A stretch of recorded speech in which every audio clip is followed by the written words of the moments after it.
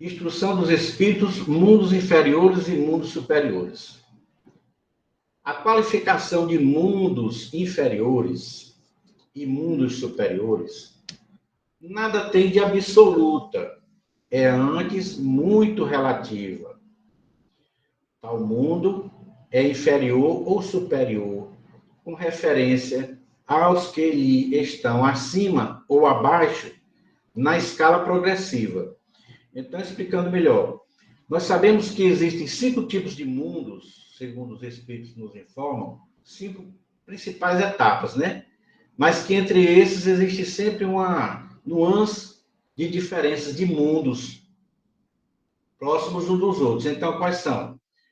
Os mais atrasados é o mundo primitivo, que é o mundo onde os primeiros espíritos reencarnam, quando ele sai da condição de princípio inteligente e quando ele já se torna capaz de entrar na condição hominal, que vai habitar o homem, então ele vai encarnar no mundo primitivo. São aqueles homens parecidos com o homem da Idade da Pedra, aqueles homens ainda bem rudes, bem grosseiros, que a inteligência deles é toda baseada apenas no instinto de conservação, no instinto de defesa, de proteção. Então, esses são os mundos primitivos. Em segundo lugar, vem os mundos qualificados de mundos de provas e expiações, que é, no caso, a Terra, né? A nossa Terra, então, ela não é classificada mais como mundo primitivo, mas ela já esteve nessa condição.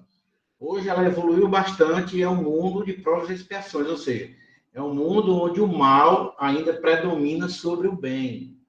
Não é isso, pessoal? É um mundo que podemos dizer que é a habitação dos espíritos ainda imperfeitos, dos mesmos espíritos imperfeitos que vêm dos mundos primitivos. Eles também, depois de muito evoluir, depois de milhares de encarnações, eles vêm habitar mundos semelhantes ao nosso. Portanto, pessoal, nós já temos milhares de encarnações. Nós não somos mais espíritos das primeiras encarnações. Haja vista a condição intelectual que a gente possui, né? As tendências, os dons que a gente tem, que demonstra já ao nascer. Nossos filhos, que demonstram ter uma inteligência, às vezes até superior à dos pais, né? Então, de onde trouxeram isso? Trouxeram de outras encarnações. Trouxeram da sua vivência como espíritos, encarnando em mundos e evoluindo. Porque para o espírito evoluir, ele precisa do contato com a matéria. Então, é somente no contato com a matéria que o espírito evolui, através da encarnação, primeiramente, em mundos materiais como o nosso. Aí ele sai do mundo de provas e expiações, quando ele atinge a evolução que esse tipo de mundo pode lhe dar, ele vai habitar os mundos regeneradores, né? A Terra vai passar de mundo de provas e expiações para o mundo de regeneração. Será o terceiro estágio da nossa Terra. Portanto, quem está pensando que a Terra vai se acabar, isso não existe, pessoal. O que se acaba são fases, né? Fases de atraso e sempre se passa para uma fase melhor. Então, essa condição de espíritos atrasados que nós ainda somos, o mal que ainda predomina, ele vai deixar de predominar quando o homem, essa mudança ela é de dentro para fora, ela não vem de fora para dentro, né? O homem ele vai se mudando, ele vai tentando superar o homem velho que existe nele, para se tornar uma pessoa melhor. Então, quando aqui na Terra nós começarmos a aprender o amor que Jesus veio nos ensinar, né? Que é amar o próximo, que é a prática da caridade, a prática da caridade e o amor é a mesma coisa. Então, quando o homem aprender a amar, essa é a chave para nós sairmos desse mundo, desse tipo de mundo. É a prática da caridade. Quando o homem aprender a amar e praticar a caridade, não é só no sentido de doar, esse é o mais fácil, é você ser uma pessoa boa no contato com os próprios de dentro de casa, com as pessoas na rua, no trabalho. É aquela coisa que você vai tratar o outro como gostaria de ser tratado. É essa a grande regra, né? Aí, quando a gente conseguir fazer isso, conseguir amar o mendigo do jeito que a gente ama os nossos filhos, olha que tá difícil ainda, viu, pessoal? Mas é isso daí mesmo. Então, o mundo vai passar dessa condição de provas e expiações para um mundo de regeneração, onde o mal ainda vai habitar, porém o bem será maior. O bem será maior do que o mal, mas o mal ainda vai existir. Depois dessa condição, quando o homem aprende a amar e ele adquire todos os conhecimentos que a Terra pode nos dar, ele vai para o mundo feliz, pessoal. Olha aí que coisa bacana. Ele vai para mundos felizes. E dos mundos felizes que Kardec tem dado notícias através dos espíritos que escreveram a Revista Espírita, Júpiter é o mundo mais feliz do nosso sistema solar. É Júpiter. Então, depois dos mundos felizes, existem os mundos celestes. Olha, vejam só. São os mundos dos espíritos puros. Nos mundos felizes, quem é que habita lá? São os espíritos da segunda ordem. Aqueles que não possuem mais nenhuma inferioridade dessas que nos caracterizam, né? O espírito da segunda ordem, pessoal, ele não possui, são os nossos anjos de guarda. Os nossos anjos de guarda são espíritos da segunda ordem. Eles não possuem mais nem inveja, nem egoísmo, nem orgulho. Egoísmo e orgulho são o pai e a mãe de todos os vícios. O homem da segunda ordem, ele não possui mais nada disso, não possui vaidade, não possui ciúme, né? Ele não possui rancor, mágoa. Então, por isso ele vai habitar um mundo feliz. Não é isso, pessoal? Espírito da segunda ordem só vem encarnar na nossa Terra quando em missão. O caso do Chico Xavier, que veio em missão, e outros mais, não é isso? Que nós temos na história. Mas espírito puro, pessoal, até hoje só teve um na Terra que habitou. Quem se lembra que foi? Jesus. Cristo. Muito bem, Fontinho. Só Jesus, pessoal, que foi o único espírito puro que veio habitar a nossa terra. Então, Jesus ele veio com aquela missão, não só de ensinar, mas de vivenciar o amor e o perdão, não é? Vocês sabem o que Jesus fez. Aí tem gente que diz assim, Jesus, ele foi um ser privilegiado de Deus. Ele nunca foi espírito imperfeito, ele sempre foi espírito bom. Não, de forma alguma. Isso seria contra a fundamentação espírita. Jesus, ele cresceu como todos nós, não aqui na Terra, né? Porque quando a Terra foi criada, Jesus já era espírito perfeito fazia muito tempo. Mas Jesus, ele foi um espírito que teve o seu início, teve a sua infância como espírito, e ele teve a evolução que todos nós um dia teremos, né?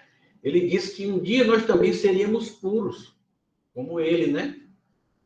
Então, pessoal, hoje, com a condição de amadurecimento espiritual que nós já temos, que nós já possuímos, nós temos condição de compreender a doutrina espírita que o Espírito Verdade nos trouxe, como estava predito, né? Quando o apóstolo João diz que Jesus, antes de partir, né, ele já depois tinha desencarnado, já depois que ele havia ressuscitado. Na verdade, ele não ressuscitou, porque quem ressuscita, ressuscita no corpo, né? Ele apenas se materializou para falar com os apóstolos pela última vez, né? Então, ele disse que chamou a gente de raça de víbora, que ele ia ao Pai e que ele iria pediu para que Deus enviasse um consolador que diria tudo aquilo que ele falou e outras coisas mais que ele não pôde dizer, porque o homem não estava ainda em condições de conhecer, de entender o que ele precisava dizer. Então, esse tempo que se passou de lá para cá, o homem veio evoluindo, que é o nosso caso. E hoje nós temos essa condição de compreender, por isso que hoje é que veio o Espiritismo, né? mais ou menos há 140, 150 anos atrás, veio a doutrina espírita, dirigida pelo próprio Cristo, né? Que é o Espírito Verdade. Então, pessoal, quando o tema de hoje essa instrução dos espíritos, mundos inferiores e mundos superiores, ele vai falar exatamente dessa maravilha das habitações que Deus proporciona ao homem, né? À humanidade, porque a humanidade ela não está somente na Terra, viu, pessoal? A humanidade ela é de todos os mundos, de todos os globos, a humanidade, né? E todos esses espíritos que habitam esses mundos têm a mesma aparência, ou seja, não é igual a nossa, é claro, né? Existem algumas características diferentes, de acordo com a materialidade desse mundo, né? Mas ele diz, Kardec, os espíritos disseram a Kardec, que eles têm uma cabeça, tem 2 braços, 2 pernas e um tronco, quer dizer, tem sempre a mesma aparência humana, né, pessoal? Essa aparência é a mesma. Então, continuando aqui. Mas acontece que entre o mundo primitivo para o mundo de provas e expiações, existem outros mundos que medeiam entre um e outro, né? Existem aqueles mundos que são um pouco acima dos primitivos, onde habitam espíritos ainda saídos dos mundos primitivos, mas que já tem um pouco mais de evolução naqueles nativos de lá. E vem crescendo, até chegar na condição desses nossos mundos aqui. Como a Terra, existem muitos outros mundos, como a Terra, com pequenas nuances de diferença apenas, né? E entre a Terra e os mundos felizes, existem outros mundos. Portanto, ele diz aqui, ó, essa qualificação de mundos inferiores e superiores não tem nada de absoluto. Entre eles, medeia outros mundos, né? Então, ele diz aqui, tal mundo é inferior ou superior com referência ao outro, de acordo com a evolução dos seres que os habitam, né, pessoal? É sempre de acordo com a evolução. E que evolução é essa? Moral. O que dá o respeito que o espírito tem pelo outro é a evolução moral. Não é só a intelectual, né? A gente tira, por exemplo, que hoje o homem, quando ele era selvagem, ele matava o seu irmão com o tacape, com a flecha, com a lança. E hoje ele mata com uma arma tecnologicamente bem evoluída, mas ele tem o mesmo ódio no coração de quando ele era um selvagem, não é isso? Portanto, quer dizer que ele cresceu intelectualmente, mas ainda muito pouco moralmente. Por isso que a evolução verdadeira, que faz a gente evoluir de um mundo a outro, e que a gente possa ter domínio, ter moral com espíritos mais atrasados, é a evolução moral, meus irmãos, que vem através do amor, viu? Tomada a Terra por termo de comparação, pode-se fazer ideia do estado de um mundo inferior, supondo os seus habitantes na condição das raças selvagens ou das nações bárbaras que ainda entre nós se encontram, restos do estado primitivo do nosso orbe. Nos mais atrasados do que a Terra, né, nos mundos mais atrasados, são, de certo modo, rudimentares os seres que os habitam, né? Revestem a forma humana, mas sem nenhuma beleza. Seus instintos não têm a abrandá-los qualquer sentimento de delicadeza. Está falando aqui dos mundos mais atrasados, viu, pessoal? Ou de benevolência. Nem as noções do justo e do injusto. A força bruta, nesses mundos mais atrasados, é entre eles a única lei, a força bruta. Carentes de indústrias e de invenções, passam a vida na conquista de alimentos. Deus, entretanto, a nenhuma de suas criaturas abandona. No fundo das trevas da inteligência, jaz latente a vaga intuição, mais ou menos desenvolvida, de um ente supremo. Quer dizer, aqueles homens selvagens, eles têm no fundo do seu pensamento, lá no seu íntimo de espírito, aquela intuição, porque eles possuem já intimamente o aprendizado do que seja o bem e do que seja o mal, o espírito, quando ele encarna, desde das primeiras encarnações, ele vem com essa informação do que seja o bem ou que seja o mal. Só que ele ainda é muito grosseiro para aceitar o lado do bem. Ele vai mais pelo instinto, né? Para praticar o mal. Mas ele traz isso daí. Então, ele diz aqui que o homem, nesses mundos mais inferiores, ele tem latente essa vaga intuição de que existe um ser supremo. Tanto é que entre as nossas raças selvagens, né? As tribos, a gente vê aquele culto aos deuses, né? O Deus das águas, o Deus das matas, né? Eles têm sempre o Deus Caramuru entre nós, os indígenas aqui do Brasil, né? Então, eles têm esse respeito intuitivo que eles trazem como espíritos, não é isso? Esse instinto basta para torná-los superiores uns aos outros. Por quê? Uns já têm esse instinto, outros ainda não despertaram isso neles. Então, por isso que uns se tornam superiores aos outros. E para lhes preparar a ascensão a uma vida mais completa, porquanto eles não são seres degradados, mas crianças que estão a crescer. Então, pessoal, os homens mais primitivos, Deus os ama do jeito que ama os mais evoluídos. Para Deus, esses espíritos, ainda muito grosseiros e atrasados, para os espíritos puros, para os espíritos superiores, são que nem crianças. É como nós, quando brigamos por tolices, né? Nós costumamos brigar no próprio seio familiar, por coisas tolas, por questão de ideias, por questão de ponto de vista, pelo nosso orgulho, né? A gente, qualquer coisinha, sente o orgulho ferido, não é isso? Mas a gente tem a opção de sofrer esse orgulho ferido ou não, né? Então, quando o irmão ofende a gente, na verdade, ele não ofendeu. Eu que me senti ofendido porque eu quis me sentir ofendido. Eu quero me fazer de vítima. Então, eu me sinto ofendido porque eu tenho orgulho. Se eu não tivesse orgulho, eu não me sentiria ofendido. Isso é uma bobagem minha. Eu me sinto ofendido porque eu sou imperfeito. Então, eu é que tenho o problema. Não é o meu irmão que me ofendeu. É eu que me ofendi, né? Se eu tivesse já aprendido a perdoar, eu nem teria me ofendido. Aquilo passava.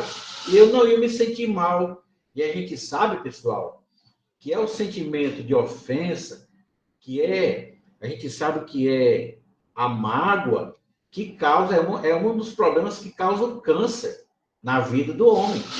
Entendeu, pessoal? É causado pela nossa imperfeição moral, viu? É uma doença?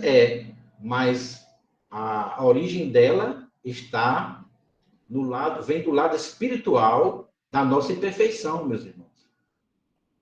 Por isso que os espíritos, quando eles vê a gente cometendo esses erros, essas bobagens, eles nos olham como se nós fôssemos crianças, né? Porque eles já aprenderam a perdoar, como Jesus ensinou. Então, eles não se sentem ofendidos quando a gente comete erros. Por isso que o nosso anjo de guarda, às vezes, se afasta da gente.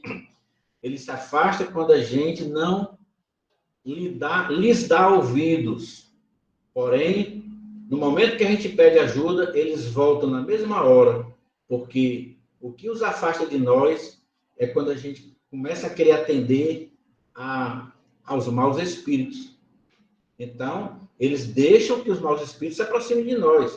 Mas quando a gente pede que eles venham, aí, como é que a gente afasta os maus espíritos?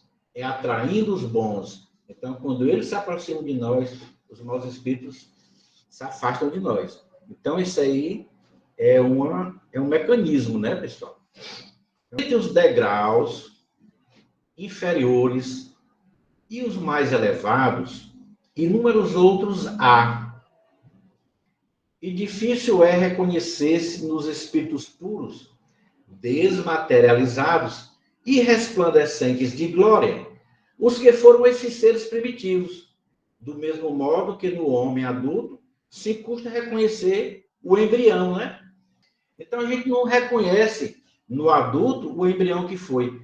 Da mesma forma, não reconhecemos no espírito puro aquele inferior que ele um dia foi.